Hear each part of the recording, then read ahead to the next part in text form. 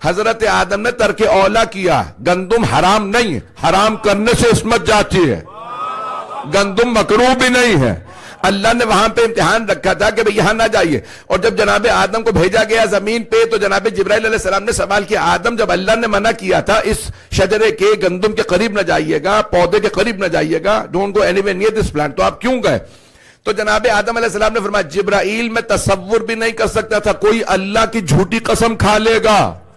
ابلیس نے قسم کھا کے کہا آدم ایک دفعہ کھا کے تو دیکھو، تم خلود مل جائے گا، ایٹرنٹی مل جائے گی جنت میں. کیا میں نے، اللہ نے بس منع کیا تھا، میں نے ایک مرتبہ چکھ کے دیکھا، اللہ کی قسم کھا لی اس نے مجھ سے.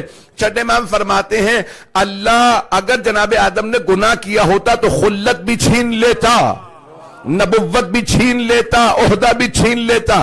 اللہ نے زمین پہ بھیجا ضرور لیکن تاج خلافت پہنا کے، انی جاعل فی الارض خلیفہ.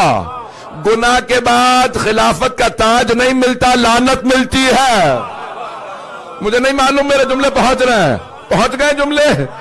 عزیزان گرامی ابلیس نے گناہ کیا تو اللہ نے لعنت بھیجی. جناب آدم نے گناہ کیا ہوتا تو تاج خلت نہ ملتا، تاج خلافت نہ ملتا، تاج عصمت و نبوت نہ ملتا، رسالت نہ ملتی، شریعت نہ ملتی. اللہ جناب آدم کو ابو البشر قرار نہ دیتا.